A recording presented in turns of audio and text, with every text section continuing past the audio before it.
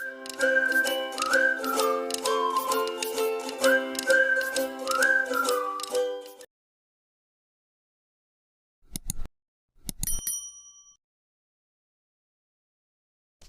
To teach में आपका स्वागत है। आज मैं फिर एक नई वीडियो के साथ आया हूँ और ये जो वीडियो है ये दिल्ली परिवहन निगम से संबंधित है।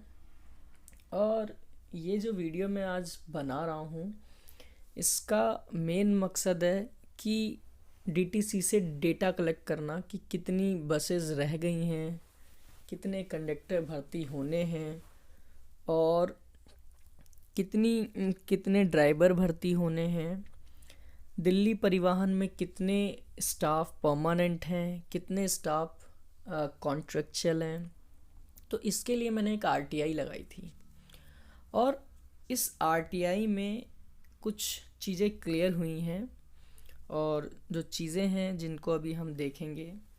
मैंने जैसे क्वेश्चन किया था इन लोगों से कि पूरी दिल्ली में परमानेंट कंडक्टर कितने रह गए हैं, तो इसका भी डेटा आया है, अभी हम देखेंगे इस पीडीएफ में, इस वीडियो में। और उन्होंने काफ़ी सवालों के आंसर्स तो दिए हैं लेकिन कुछ आंसर नहीं भी दिए हैं उन्होंने। मैं कोशिश करूँगा कि 1 अप्रैल में कर दूँ। और जो इन्फॉर्मेशन मैंने निकाली है ये सीधे आईपी और सिंधिया हाउस से ही है और काफ़ी कुछ डेटा दिया भी है उन्होंने इस आरटीआई से। और कुछ चीज़ें मैंने मिटा रखी हैं, जैसे कि इसमें आरटीआई नंबर्स वगैरह, एड्रेस वगैरह है, वो सब मैंने हटा रखा है। कटा हुआ जो दिख रहा है आपको मैंने हटाया है, मिटाया हुआ है। ठीक है, तो सबसे पहले हम इसे पढ़ते हैं। दिल्ली परिवहन निगम, राष्ट्रीय राजधानी क्षेत्र दिल्ली सरकार, इंद्रप्रस्थ स्टेट, नई दिल्ली, पिन कोड 2 है। जो वेबसाइट है वो www.dtc.nic.in, यही वो वेबसाइट है जिससे ये लोग नोटिस वगैरह डालते हैं और एडवर्टीज़मेंट से रिलेटेड भी आता है। अगर हम इसमें देखें तो इसमें हमें डेट दिख रही है, देखिए 28/1/2022 ये वहाँ से चली थी रिपोर्ट, तब की इन्होंने डेटा दिया है। और उसके बाद से 28 के बाद ये मेरे पास 2-3 तारीख को आ गया था। 2-3 तारीख को मेरे पास जब आ गया तो मैंने थोड़ा सा सोचा कि अभी रुक कर और भी शायद लेटर्स आए, तो लेटर्स तो आए लेकिन लगभग सब में जवाब एक ही जैसा है। और आरटीआई के कुछ आए हुए हैं उसमें भी लगभग यही जवाब है। तो आइए विषय पढ़ते हैं। आरटीआई एक्ट 2005 के अंतर्गत दी जाने वाली सूचनाओं के संबंध में पत्रक आरटीआई वगैरह दिस और दिनांक 6/1/2022, ठीक है, 6/1/2022 का है।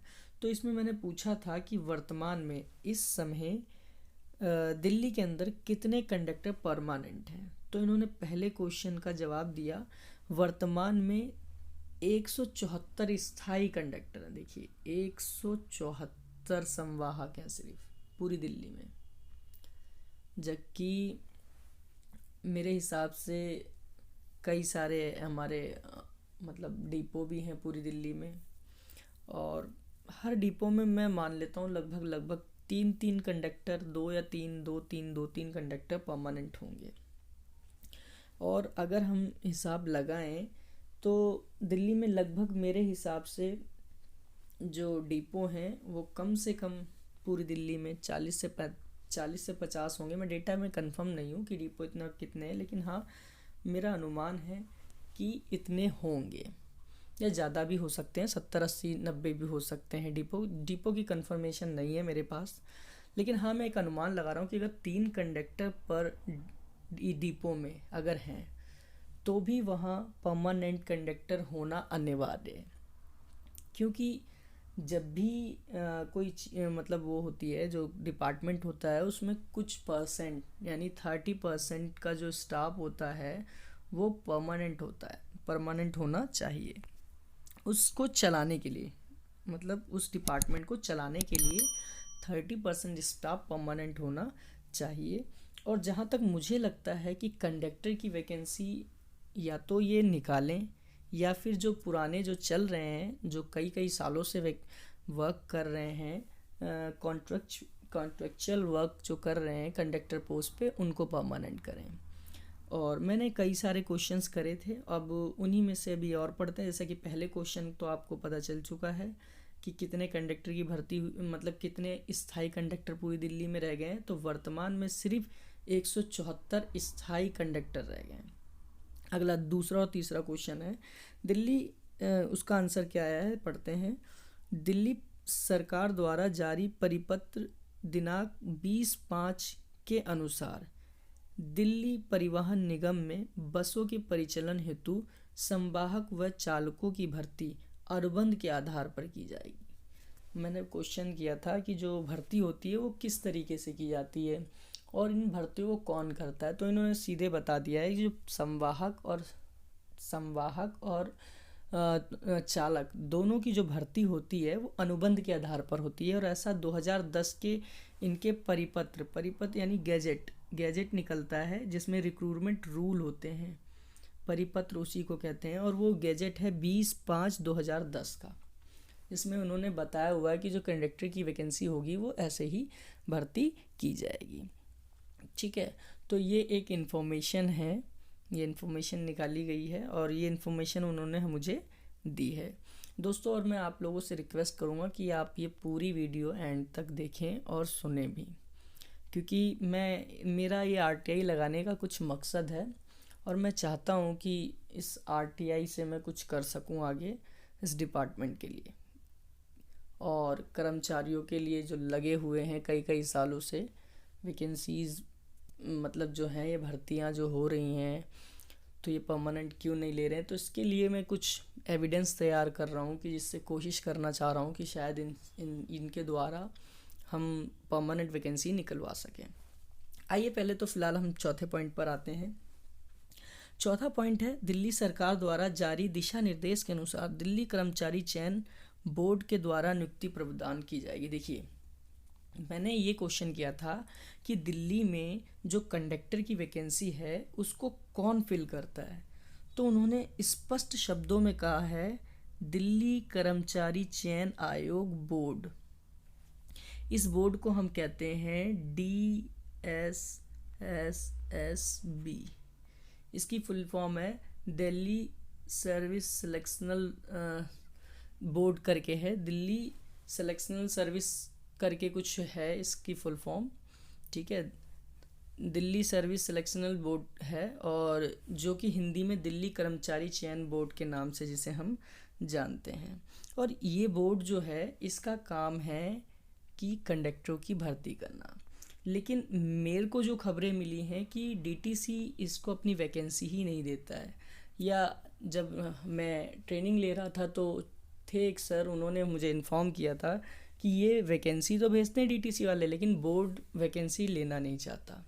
तो इसके लिए अब बोर्ड पर भी RTI लगाऊंगा मैं कि DSSB ने क्या कभी मैं DSSB पे RTI लगाऊंगा कि क्या DTC ने कभी आपको कोई वैकेंसी दी है कंडक्टर से रिलेटेड। तो इसकी भी पुष्टि करनी है और बाकी मैं आपको समय समय पे न्यूज़ देता रहूँगा क्या से क्या हो रहा है। ठीक है, आइए मैं नेक्स्ट पॉइंट पे आता हूँ। अगला जो हमारा पॉइंट है, जन सूचना अधिनियम 2005 के अंतर्गत नीतिगत अनुमान के आधार पर कोई भविष्य की सूचना नहीं दी जा सकती। मैंने इसमें एक क्वेश्चन किया था कि कंडक्टर की परमानेंट वैकेंसीज कब आने वाली हैं, आगे कब तक आने वाली हैं, ठीक है, और कितनी बसेज आने वाली हैं, इसके लिए भी पूछा था मैंने। तो इसका इन्होंने आंसर नहीं दिया है, मतलब वही गोलमोल कर दिया है। कोई बात नहीं, इनसे दोबारा आंसर हम ले लेंगे। 7वें पॉइंट पे आते हैं। दिल्ली सरकार द्वारा जारी न्यूनतम मजदूरी के अंतर्गत मजदूरी एवं प्रोत्साहन राशि दी जाती है। मतलब ये कि दिल्ली सरकार द्वारा जो वेतन, मैंने पूछा था जो वेतन मिलता है वो एक दिन का कितना होता है और कितना वेतन मिलता है। तो उन्होंने 749 रुपये का दिखाया था और इसके साथ एक पूरा वो लेबर का जो होता है ना, जिसमें मैट्रिक पोस्ट मतलब इंटर, उसके बाद जो पढ़ाई लिखाई के अनुसार उनकी सैलरी होती है उसके हिसाब से उन्होंने भेजा था, अटैच किया था इससे, लेकिन मैंने उस पर वो अटैच नहीं किया इस वीडियो में। ठीक है, बाकी मैं आगे फिर एक आधी और वीडियो बनाकर आप लोगों को इन्फॉर्मेशन उसकी भी दे दूंगा। तो उन्होंने इसके लिए भी क्लियर कर दिया है न्यूनतम मजदूरी कितनी है। अगला पॉइंट हमारा 8वां और 9वां है। क्रमिक भाग 3 में प्रतिशत का कोई अभिलेख उपलब्ध नहीं है। मैंने पूछा था कितने प्रतिशत स्टाफ रह गए हैं और कितने अभी मतलब बाकी, मतलब कितने रह गए हैं और कितनी भर्ती होने हैं। तो इसका कोई जवाब इन्होंने नहीं दिया। फिर इसी तरीके से 10वां और 11वां भी है, क्रमिक भाग 3 से संबंधित नहीं है। इन्होंने इन 8 से लेके 11 क्वेश्चंस के आंसर्स नहीं दिए हैं, जो कि मैं कोशिश करूँगा फर्स्ट अपील करके ये इन्फॉर्मेशन निकालूँ। ठीक है, तो ये एक बहुत बड़ी सूचना है। ठीक है, और मैं कोशिश कर रहा हूँ कि कैसे भी करके परमानेंट वैकेंसी निकलवाने के लिए कुछ प्रेशर बनाऊँ, या फिर बोर्ड पर या DSSB पर। ठीक है, इसके लिए मुझे आप लोगों का साथ चाहिए। सबसे पहले तो आप सभी को मेरा टेलीग्राम चैनल से जुड़ना है। टेलीग्राम जो चैनल है उसका नाम है रेडी टू टीच। ठीक है, टेलीग्राम चैनल का नाम है रेडी टू टीच। आप उसको ज्वाइन करें और मैं उसी में सारी इन्फॉर्मेशन डालूंगा। और मुझे हो सकता है आप सबकी ज़रूरत भी पड़े या कुछ लड़कों की ज़रूरत भी पड़े जो जो मेरा साथ देना चाहते हैं। इसके लिए मैं परमानेंट वैकेंसी निकालना चाहता हूँ और परमानेंट वैकेंसी से आप सभी को बेनिफिट होगा। और कोशिश यही रहेगी मेरी कि मैं अब जल्द से जल्द करूँ, क्योंकि ये प्लान मेरा काफ़ी दिनों से चल रहा था। तो अब इस पर काम करने का टाइम आ चुका है और इतने वक्त दिल्ली गवर्नमेंट भी अलर्ट है। तो मैं चाहता हूँ कि या तो ये जो कर रहे हैं उनको सीनियरिटी के हिसाब से परमानेंट करें, और सीनियरिटी के हिसाब से अगर ऐसा नहीं करते हैं तो वो एग्ज़ाम लें। और एग्ज़ाम के लिए इसमें साफ साफ उन्होंने लिखा है, जो एग्ज़ाम लेगा उस बोर्ड का नाम इन्होंने डाला हुआ है। देखिए लिखा हुआ है दिल्ली कर्मचारी चयन बोर्ड द्वारा ही भर्ती के प्रावधान हैं, भर्ती कर सकते हैं। और अब मैं एक RTI लगाकर और इनसे DSSB से भी इंफॉर्मेशन ले लूँगा कि कभी इन्होंने DTC ने आपको कंडक्टर की वैकेंसी दी है, अगर दी थी तो किस सन में दी थी और कितनी वैकेंसी दी थी। ये भी मैं इन्फॉर्मेशन निकाल लूँगा और बहुत ही जल्द फिर आपको इसकी भी RTI की भी वीडियो बनाकर आपको दूंगा। तो प्लीज़ दोस्तों, अगर ये वीडियो आप लोगों को अच्छी लगी हो तो प्लीज़ इसे शेयर करें, लाइक करें। ये एक इन्फॉर्मेशन है और इस इन्फॉर्मेशन से मैं अभी मतलब कुछ आगे के एक्शंस के लिए तैयार कर रहा हूँ। अगर मेरे पास जो चीज़ें हो जाएंगी तो फिर मैं आप लोगों की मदद से इस पे एक्शन लूँगा, कुछ ना कुछ इस पे करेंगे, जिससे कि दिल्ली गवर्नमेंट पे प्रेशर बने और वो परमानेंट वैकेंसी निकाले या परमानेंट करे। जो भी कंडक्टर्स जॉब कर रहे हैं उनको परमानेंट करे उनकी सीनियरिटी के हिसाब से। ठीक है दोस्तों, और आप लोगों को मैंने अभी फिर एक बार और बता रहा हूँ कि अगर आप लोगों ने मेरा टेलीग्राम चैनल अभी तक ज्वाइन नहीं किया है तो प्लीज़ उसे ज्वाइन करें, उसमें रहिए, जिससे कि मैं आपको इन्फॉर्मेशन दे सकूं और आगे मैं क्या क्या करने वाला हूं उससे आप सब उसकी आप मतलब आप लोगों की भी ज़रूरत है मुझे। उससे आप जुड़कर रहोगे तो मेरी थोड़ी सी आसानी रहेगी और मेरी हेल्प भी हो सकेगी, आप लोग भी मेरी हेल्प कर सकोगे। ठीक है, मैं बहुत ही जल्द इसके ऊपर कुछ ना कुछ करूँगा। तो दोस्तों, अगर ये वीडियो आप लोगों को अच्छी लगी हो तो प्लीज़ इसे लाइक करें, शेयर करें और दूसरों को बताएं। और कोई किसी पे अगर इन्फॉर्मेशन नहीं है तो उसको इन्फॉर्मेशन दें, ये सूचना पहुंचाएं।